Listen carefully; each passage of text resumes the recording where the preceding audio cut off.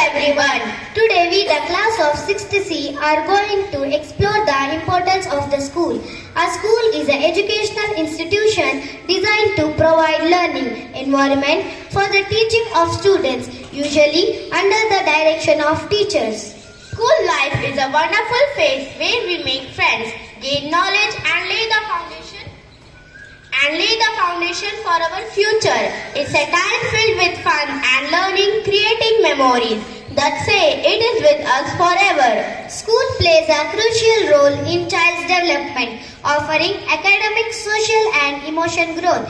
It's more than just place for learning facts. It fosters critical thinking, problem solving and social skills necessary for success in life. Schools provide safe and structured environment, build confidence and help children to discover their passion and talents. Schools offer opportunities for children to interact with peers, develop social skills, learn to manage emotions. School equips students with crucial skills, communication, preparing students for future challenges. Schools fosters a love for learning and encourage students to continue learning throughout the life. School is a safe and supportive environment, especially those who may not have stable home life. School connect with their peer and the wider community, fostering a sense of belonging. Dear friends, let us love our school and obey the school's rules and regulations. Thank you.